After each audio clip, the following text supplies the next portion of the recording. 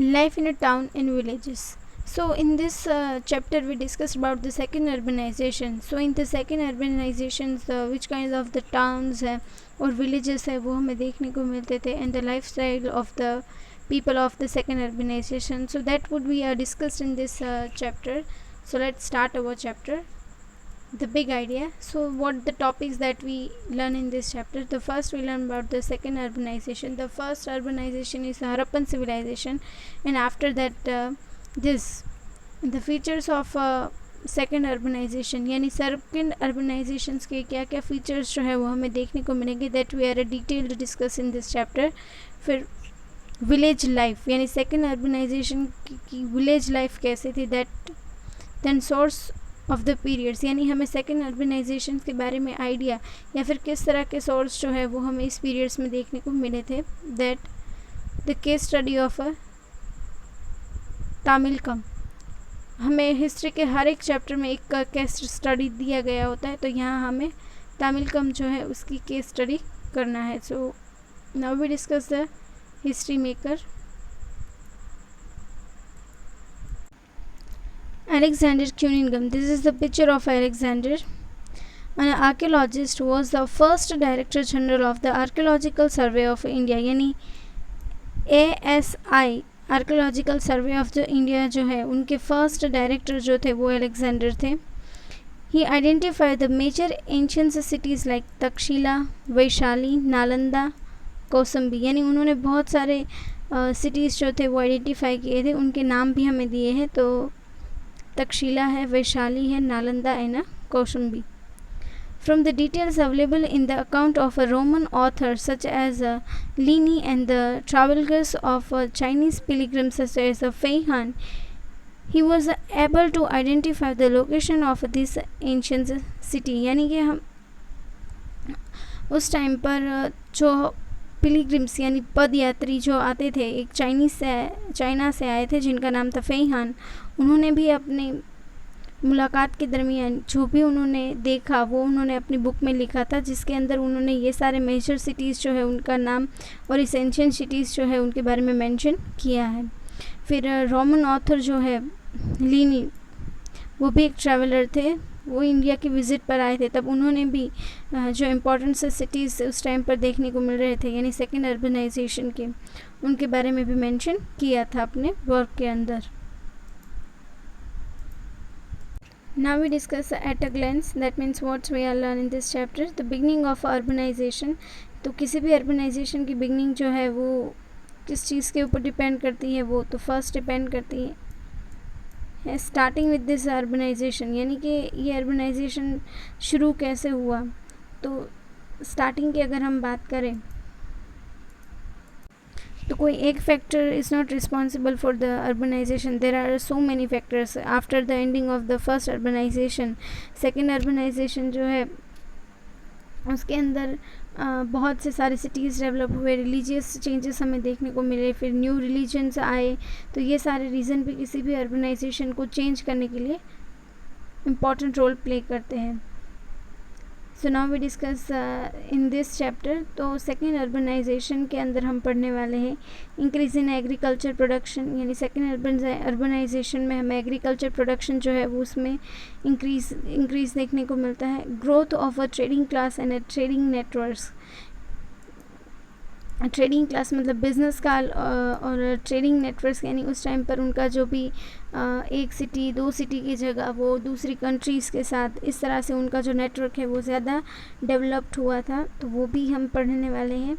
Move from a barter system to use of a coin. यहाँ पर एक खास वर्ड हुआ है बार्टर सिस्टम. बार्टर सिस्टम का मतलब होता है किसी एक चीज़ के बदले दूसरी चीज़ को देना, यानी गुड थिंग्स का जो एक्सचेंज होता है या थिंग्स का जो एक्सचेंज होता है उसे बार्टर सिस्टम कहते हैं. इसके थ्रू कोई भी चीज़ को ख़रीदने के लिए पैसों का यूज़ या फिर कॉइन है या पंचमार्क कॉइन्स है ऐसा कुछ यूज़ नहीं होता था, सिंपली एक्सचेंज होते थे चीज़ एक दूसरे के बदले, तो उस सिस्टम को बार्टर सिस्टम कहते हैं.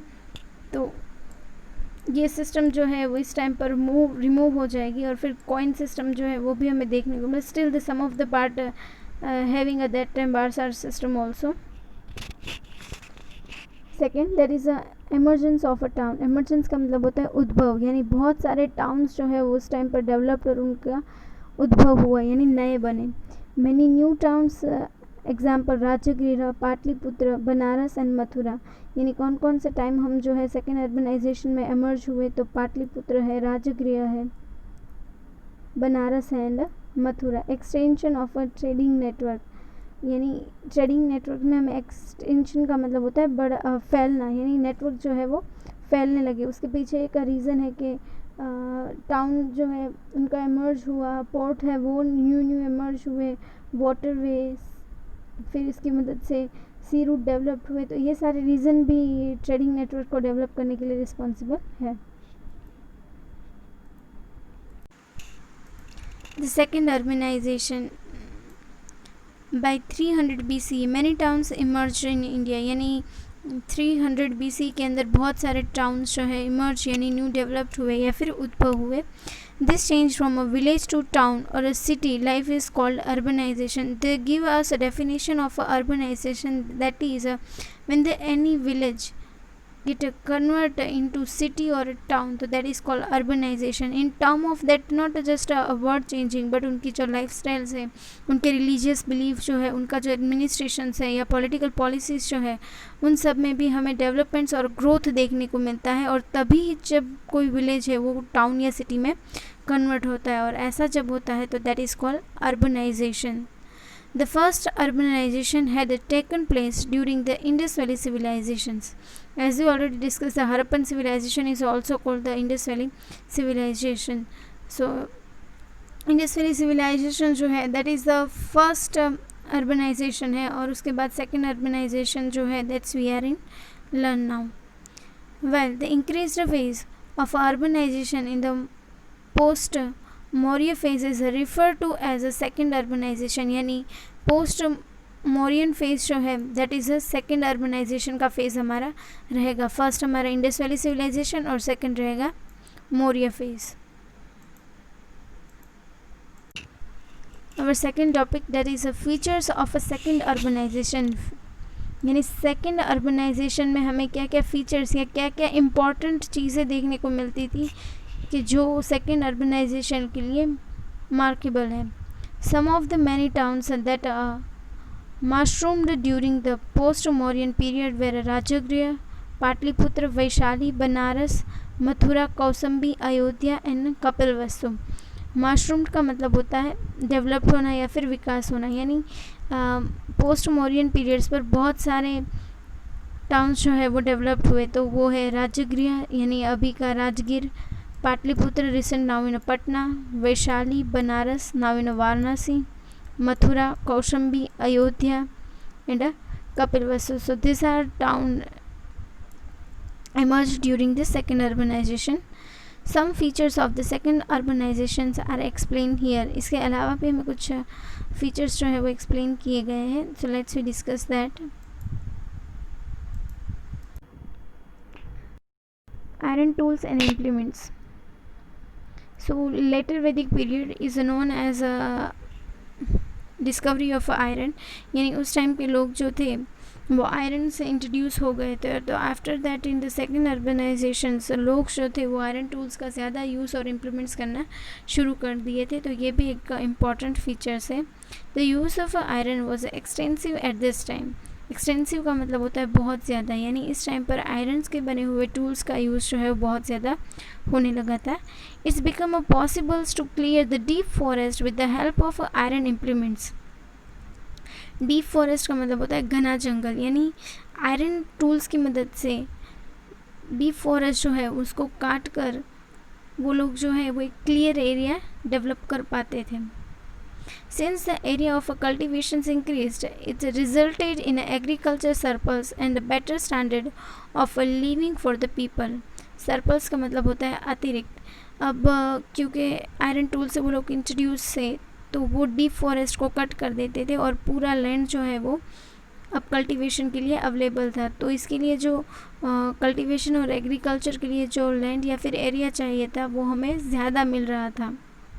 तो उसका रिज़ल्ट क्या है कि एग्रीकल्चर्स में हमें प्रोडक्शन अच्छा देखने को मिला. लोगों और अच्छे प्रोडक्शन की वजह से लोगों का लिविंग स्टाइल भी जो है वो थोड़ा स्टैंडर्ड और बेटर होने लगा. Now we discuss the second factor, that is a guilds and the trade. So in the chapter number 6 we learn about the guilds. That means ke an organizations of people who have the same job, otherwise an organization of and association of trade या फिर businessman जो थे उनकी. तो guild का मतलब होता है एक ख़ास तरह की ऑक्यूपेशन से जुड़े हुए या फिर किसी भी ऑक्यूपेशन से जुड़े हुए लोग जब साथ में मिलकर किसी एसोसिएशन का या फिर ऑर्गेनाइजेशन की जब रचना करते हैं तो उसे गिल्ड्स कहते हैं. तो यहाँ पर जो गिल्ड्स हम स्टडी करने वाले हैं वो ट्रेड यानी बिजनेस से रिलेटेड गिल्ड है, यानी यहाँ पर बिजनेस एसोसिएशंस जो है that's we are discuss. The emergence of a business communities such as a sethis, grihapatis and sarthavas was also an important factor behind the growth of a township. ये जो है sethis, grihapati and sarthavas, this are the business community, और इनका emerge जो है वो भी second urbanization में हमें देखने को मिलता है. During the second urbanization the trading class grew. Trading class यानी बिजनेस क्लास जो है वो सेकेंड अर्बनाइजेशन पे ग्रू, यानी उन लोगों में हमें ग्रोथ देखने को मिलता है. People organize themselves into shrenis or guilds and made the rules and the regulations. श्रेणी और गिल्ड्स का मतलब एज वी ऑलरेडी डिस्कस के एसोसिएशंस ऑफ द मर्चेंट्स या फिर आप बिजनेसमैन का या फिर क्राफ्ट पीपल का जो एसोसिएशन है दैट इज़ कॉल्ड गिल्ड्स, और उसे श्रेणी भी कहा जाता है. तो इस एसोसिएशन का काम सिर्फ साथ में मिलकर वर्क करना नहीं, पर they made the rules and regulation for the business. Each guild had its own presidents called a प्रमुख और श्रेष्ठ थी, यानी हर एक गिल्ड जो है उनका एक प्रेसिडेंट या फिर आप समझ लो हेड चुना जाता है जिसे प्रमुख कहा जाता है. Membership to a guild was hereditary. और दैट मीन्स गिल्ड का मतलब इस एसोसिएशन में मेंबरशिप जो थी यानी इस एसोसिएशन का पार्ट जो था वो हेरिडेटरी हो गया, यानी कि बिजनेसमैन का बेटा या फिर ट्रेड और मर्चेंट के बेटे जो है, ट्रेडर्स के बेटे, वही जो है वो इस गिल्ड में शामिल हो सकते हैं और कोई नहीं हो सकता है. तो गिल्ड जो है वो वारसागत देखने को मिलता है. There were two kind of the guilds, merchant and craft, यानी एक व्यापारी की अलग और क्राफ्ट यानी कला और स्थापत्य से जो लोग जुड़े हुए थे, शिल्प से जुड़े हुए, उन लोगों का अलग. तो ये दो तरह के एसोसिएशंस या फिर गिल्ड्स जो है हमें एट दैट टाइम देखने को मिलते थे. Merchants guilds comprised of a trade and merchants, while the leather, ivory workers, goldsmith, weavers and the carpenters were a part of the craft guilds. Merchants guild के अंदर जो है वो ट्रेडर्स यानी व्यापारी और मर्चेंट्स का मतलब बिजनेसमैन को ही रखा जाता था. उसके अलावा लेदर वर्कर्स जो होते हैं यानी लेदर का वर्क करते हैं वो, आइवरी वर्कर्स, आइवरी का मतलब होता है हाथी दांत, यानी हाथी दांतों से बनी हुई चीज़ों को जो बनाते थे, ऐसे वर्कर्स जो थे उनको भी मर्चेंट गिल्ड में रखा गया. फिर गोल्ड स्मिथ, इसका मतलब होता है सोनार, यानी जो सोने से बनी हुई चीज़ें बनाते थे वो. तो इन सब को जो है वो मर्चेंट गिल्ड का पार्ट बना गया. वाइल द वीवर्स है, कारपेंटर्स है, और ऐसे जो थोड़े वीवर्स यानी बुनकर और कारपेंटर्स जो वुड का वर्क करते हैं और ऐसे जो लोअर वर्क करते थे उन सबको क्राफ्ट गिल्ड्स में रखा गया. This guilds provided the technical training, collected the raw materials and distributed and finish the product. यानी इस गिल्ड का काम जो है वो जिस जॉब से ये रिलेटेड है उस जॉब के लिए लोगों को ट्रेनिंग देते थे, फिर रॉ मटेरियल को कलेक्ट करते थे, सबको डिस्ट्रीब्यूट करते थे और जो भी प्रोडक्शन है उसको फिनिश करते थे, एक से दूसरी जगह पहुंचाते थे, उसके लिए रेट फिक्स करते थे, रेगुलेशंस बनाते थे. तो ये सारा काम जो है वो गिल्ड संभालते थे. Internal and external trade flourished with the expansion of a town. Expansion का मतलब होता है फैलना, कि जैसे टाउन फैले उनका एरिया फैला, और फ्लोरिश्ड का मतलब होता है विकास होना, कि जैसे टाउन फैलने लगे वैसे इंटरनल और एक्सटर्नल ट्रेड यानी व्यापार जो है फ्लोरिश, उनका भी विकास होने लगा. Some of the major imports were wine, copper, tin, lead, coral, topaz, gold, and the silver coins, while in a major export were cotton, woolen, silk cloth, spices, essence, oils, ivory, ivory goods, pearls and gems. सो यहाँ पर हमें import और export किस किस चीज़ का किया जाता था, that they are mentions. Import का मतलब होता है ऐसी चीज़ें जो हमारी कंट्री में दूसरी कंट्री से लाया जाता है, यानी हमारी कंट्री जो दूसरी कंट्री से ख़रीदती है. To buy something from the other countries that is called import, and to sell something to other countries that is called export. यानी जो चीज़ें हम दूसरी कंट्री को प्रोवाइड करते हैं दैट इज़ कॉल्ड एक्सपोर्ट. तो इम्पोर्ट में हमें कॉपर है, लीड है, टोपाज है, गोल्ड्स है, सिल्वर्स है, ये सारी चीज़ें जो है वो इम्पोर्ट होती थी. और एक्सपोर्ट यानी हम जो चीज़ें बेचते थे तो वो था spices. We are very famous for the spices. When you learn the modern history, आप स्पाइसेस का इम्पोर्टेंट रोल जो है वो हमारी हिस्ट्री में वो आप पढ़ोगे. फिर वुलन है, सिल्क क्लॉथ्स हैं, और हाथी दांत की बनी हुई चीज़ें, जेम्स है. तो ये सारी चीज़ें जो है वो इम्पोर्टेंट चीज़ें थी जो हम एक्सपोर्ट करते थे. Now we discussed connect to history. Indian pepper and pearls were popular in Rome, यानी रोम में भी हमारे पेपर्स और पेयर्स जो थे वो पॉपुलर थे. The Pandya kingdom was celebrated for its pearls, well pepper was called yavana priya और लाइक बाय द रोमन्स. यानी पांड्या किंगडम जो थे उसके टाइम पे जो पेपर्स देखने को मिलते थे, लोग उसे यावन प्रिया, यानी उसका मतलब होता है कि लाइक्ड बाय रोम, यानी रोम को पसंद हो ऐसे पेपर्स जो है वो कहा जाता था. तो ये चीज़ें भी उस टाइम पर एक्सपोर्ट होती थी. This period of a flourishing trade saw the extensions of a trading network not only within the India but also outside. Buddhist literatures mention that the India's kingdom trade with Sri Lanka, Burma, Java and Malaya. यानी कि हमारा जैसे trade flourished हुआ, यानी जैसे ही विकास हुआ तो extension यानी उसका नेटवर्क भी फैलने लगा. और ट्रेडिंग नेटवर्क जो है वो सिर्फ इंडिया तक लिमिटेड नहीं था, बट आउटसाइड द इंडिया में यानी बहुत सी अदर कंट्रीज़ जो है वहाँ पर भी हमारा बिज़नेस यानी इंडिया का बिज़नेस होता था. तो other countries like Sri Lanka, Burma and Java, इसके साथ जो थे वो हमारे ट्रेडिंग रिलेशन जो थे वो अच्छे थे. और that should be mentioned in the Buddhist literature, यानी बुद्धिस्ट लिटरेचर में इंडियन ट्रेडिंग नेटवर्क्स के बारे में मेंशन किया गया है. सेवरल वेस्टर्न कंट्रीज, यानी कुछ वेस्टर्न कंट्रीज में भी हमारा बिजनेस होता था. Foreign travellers mentioned several ports on the east and the west coast such as Bharukachchha. भारी गुच्छा का मतलब होता है भरूच, या फिर मॉडर्न जो हम इसे भरूच बोलते हैं that ones. Surparaka means Sopara and the Tamralipti. Tamralipti जो है उसे हम तामलुक भी कहते हैं. Other important spots were Muziris in Kerala and Arikamedu near the Pondicherry. यानी और जो हमें साउथ साइड में देखने को मिलता है, एक तो मुजरीस है जो केरला में देखने को मिलता है, और एरिका मेदू वो पौंडीचेरी के पास देखने को मिलता है. तो ये सारे पॉट्स जो है वो हमें देखने को मिलते हैं. और जो फॉरेनर्स यानी चाइनीज़ लोग यहाँ पर आए थे, रोम से आए थे, डच से आए थे, तो so many peoples are come to visit the India.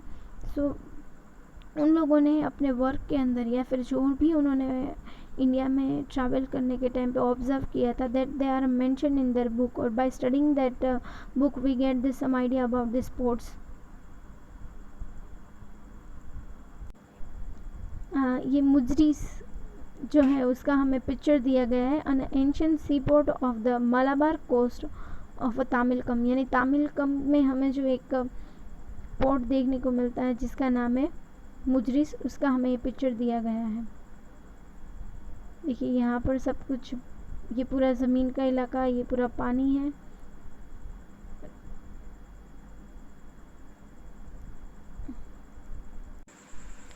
Another feature of the second urbanization, there is a coins.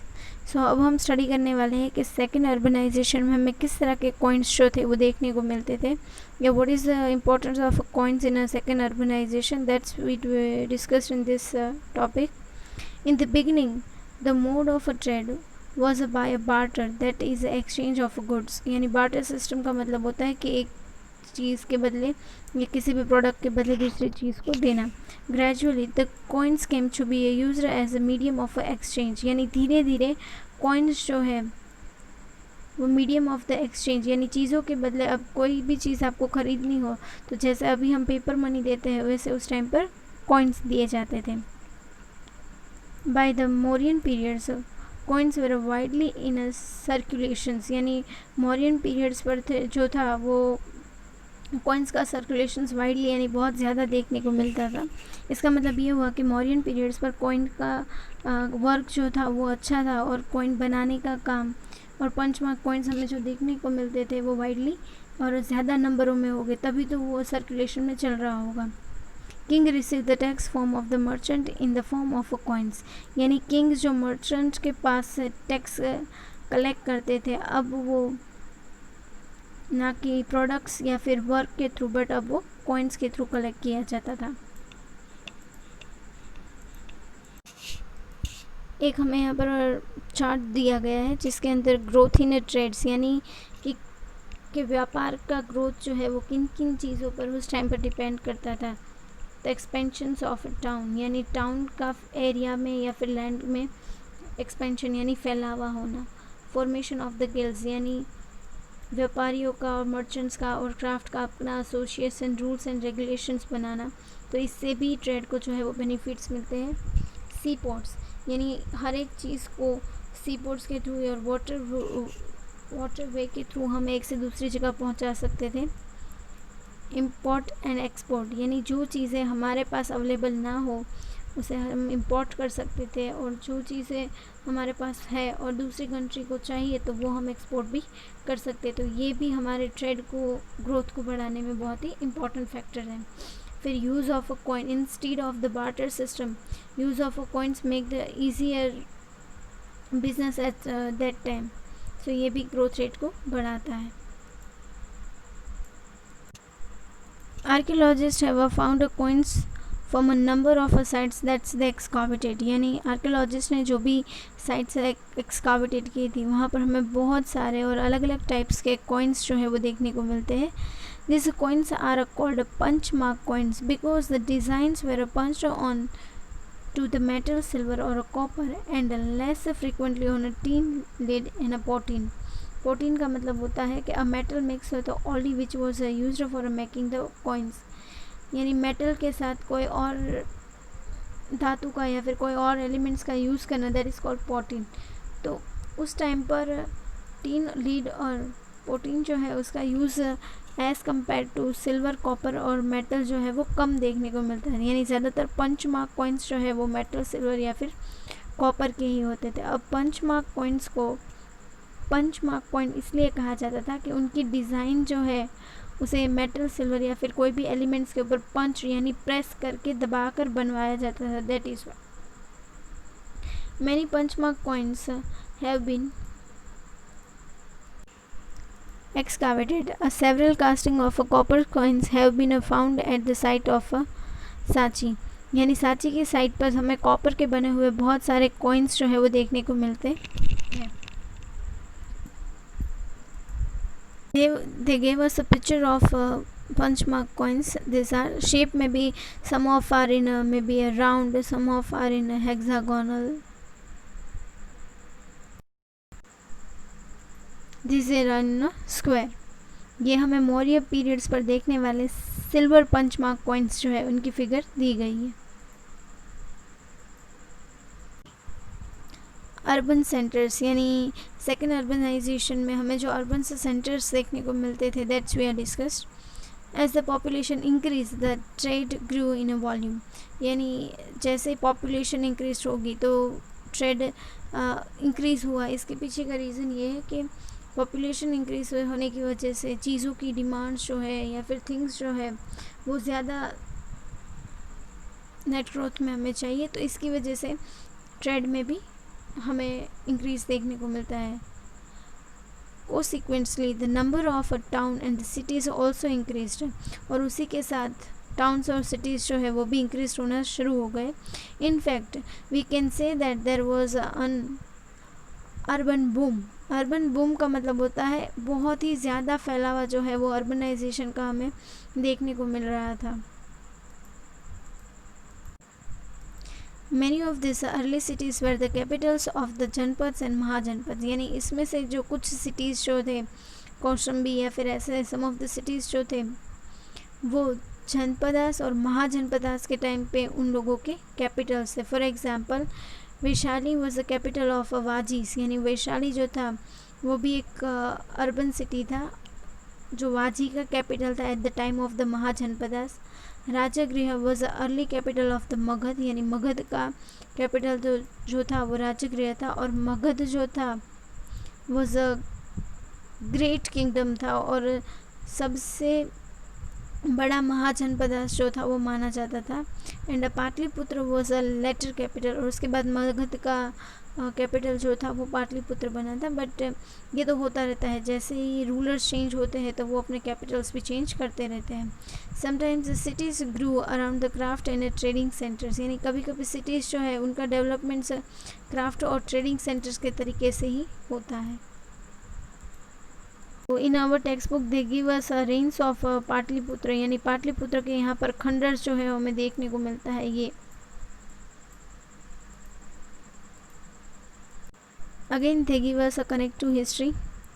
Megasthenes in his book Indica described the Patliputra as a large and a beautiful city which had 570 towers and the 64 gates, यानी मेगास्थनीज जो थे वो एक travellers थे जो India की visit पर आए थे। उन्होंने अपनी बुक इंडिका में पाटलिपुत्र के बारे में लिखा है कि पाटलिपुत्र बहुत ही बड़ा और बहुत ही सुंदर सिटी था जिसके अंदर 517 टावर्स थे और 64 जो है यानी गेट्स देखने को मिलते थे। A deep mount and the high wall से सराउंडेड द सिटीज़, और पूरी सिटीज़ जो थी वो वॉल से सराउंडेड थी।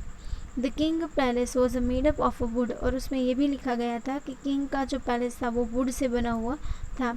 Megasthenes was impressed by the grandeur of the city and the efficiency of its administrations, यानी मेगास्थनीज के टाइम पर जब वो पाटलिपुत्र की विज़िट पर आए तो वो उनकी एफिशिएंसी ऑफ एडमिनिस्ट्रेशन, यानी उनका जो एडमिनिस्ट्रेशन करने की एबिलिटी जो थी उससे वो बहुत ज़्यादा प्रभावित हुए थे। Some settlements become a city as they were located on the important trade routes. Settlements यानी पहले के टाइम पे यहाँ कोई सिटी नहीं था पर लोग आके रहना शुरू हो गए, और क्योंकि ये प्लेसेस जो थे वो ट्रेड रूट यानी जहाँ से बिज़नेस रूट होता है या फिर लोग जहाँ से एक से दूसरी जगह इंपोर्ट या एक्सपोर्ट करने के लिए जो रूट को प्रेफर करते हो, तो ऐसी जगह पर जो जो विलेजेस आए वो अल्टीमेटली सिटी में कन्वर्ट हो गए थे। Some of this are were Mathura in Uttar Pradesh, Amaravati in Nagarjunakonda in Andhra Pradesh. Mathura was located on the Uttarapatha while the latter the two were located on the दक्षिण पथ, यानी मथुरा जो था वो उत्तर पथ पर सिचुएटेड था और बाकी के दो दक्षिण पथ पर, और मथुरा जो था वो उत्तर प्रदेश में देखने को मिलता है और अमरावती और नागार्जुनकोंड जो है वो आंध्र प्रदेश में। तो ये पहले सिंपल सेटलमेंट्स थे, यानी सिर्फ लोग वहाँ आकर रह रहे थे, but because this cities are the part of the trade routes that's why they are ultimately converted into the big cities and the important cities.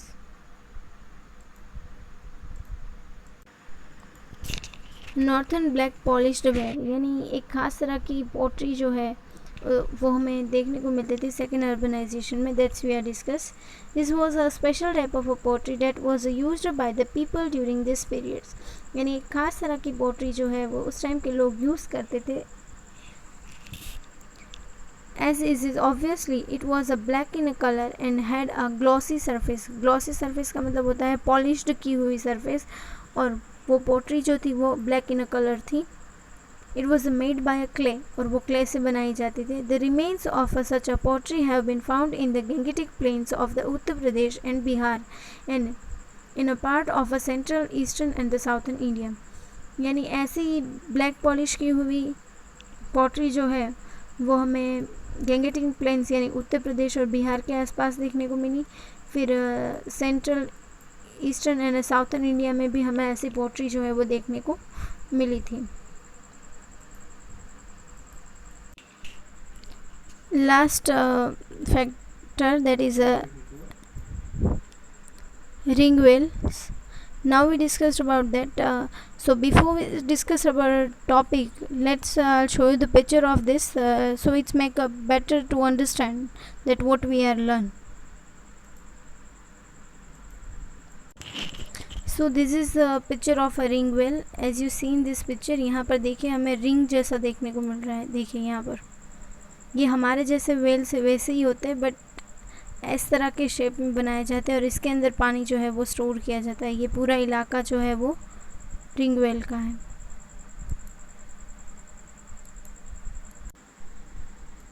Archaeological excavations at the Kumrahar near Patna in Bihar have revealed the remains of Mauryan palaces. यानी Mauryan places के कुछ remains यानी खंडर्स जो है हमें पटना और बिहार के पास देखने को मिले, जो आर्कियोलॉजिस्ट ने एक्सकावेट यानी कि उनको खोद काम किया। Here the ceramic pots with ring placed on top of the other have been found. जैसे मैंने आपको पिक्चर में दिखाया कि वहाँ पर रिंग्स देखने को मिले, तो ऐसे कुछ पॉट्स की जगह पर हमें ऐसे जो वेल्स है वो देखने को मिल रहे थे। मौर्यन प्लेसेस की बात हो रही है। This are called ring wells, यानी जो हमें देखने को मिल रहे हैं उसे रिंग वेल्स कहते हैं। They may have been used as a drains और फॉर स्टोरेज ऑफ वाटर। और ऐसे रिंग वेल्स जो है उसका यूज़ ड्रेन्स और वाटर को स्टोर करने के लिए किया जाता था।